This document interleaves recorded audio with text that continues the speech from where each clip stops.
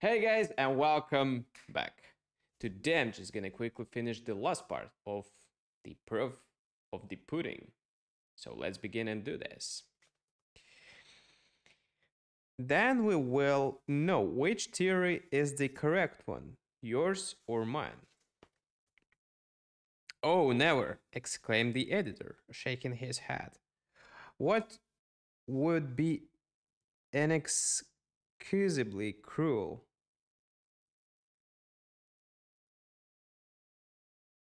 Inexcusably cruel. I could not consent to have Mrs. Daves feeling preyed upon in such a manner. Brace up, brace up, said the writer. I guess I think as much of her as you do. It's for her benefit as well as mine. I've got to get a market for my stores in some way. It won't hurt Louis.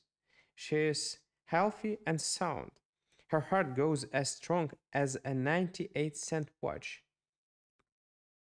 It will last only for a minute, and then I will step out and explain to her. You really owe it to me to give me the chance, Westbrook. You really owe it to me to give me the chance, Westbrook. Editor Westbrook at length yelled it, though but half willingly, and and half of him that consented lurked the vivisectionist that is in all of us. Let him who has not used the scalpel rise and stand in his place. Pity it is that there are no enough rabbits and guinea pigs to go around.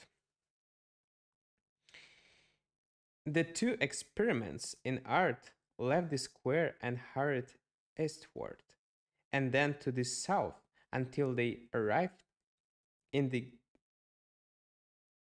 Gramercy neighborhood.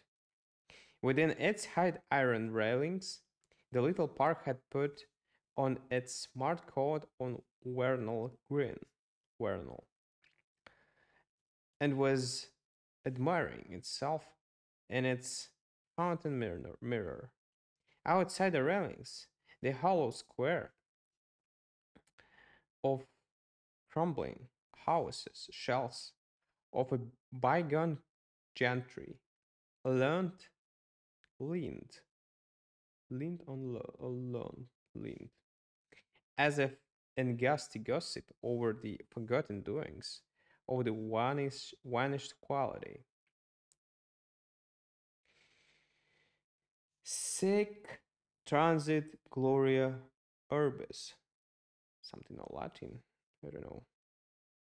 A block or two north of the park, Dave steered the editor again eastward, then after covering a short distance into a lofty but narrow flat house burdened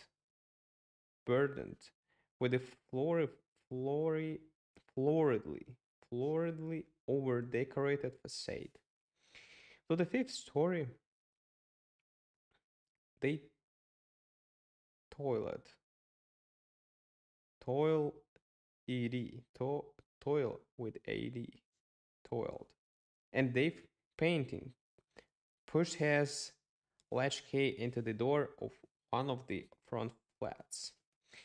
When the door opened, editor Westbrook saw, with feelings of pity, how meanly and mere, me, meagerly, meagerly, meanly and meagerly, the rooms were furnished. Get a chair if you can find one, said Dav, while I hunt up pen and ink. Hello, what's this? There is a note from Louise. She must have left it there when she went out this morning. He picked up an envelope that lay on the center table and tore it open. He began to read the letter that he drew out of it, and once having begun it aloud, he so read it through the end. There are the words that editor Westbrook heard.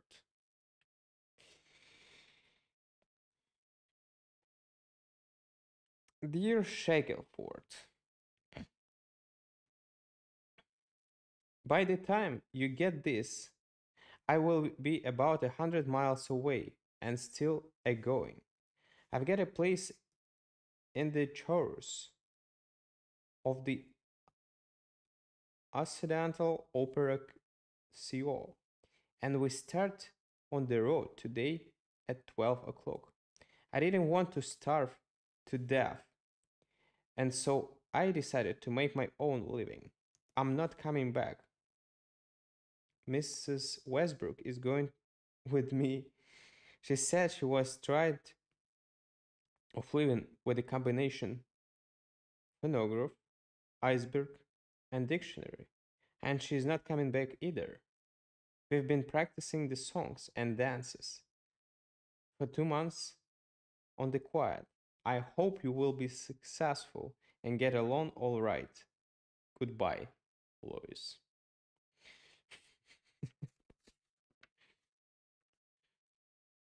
Women. Dave dropped the letter, covered his face with his trembling hands, and cried out in a deep, vibrating voice. My God, why hast, hast, why hast you given me this cup of to drink? Since she is false, then the heavens' fairest gifts, faith and love, become the jesting by words of traitors and friends. Editor Westbrook's glasses fell to the floor. The fingers of one hand fumbled, fumbled with a button on his coat, and he blurted between his pale lips. Blurted.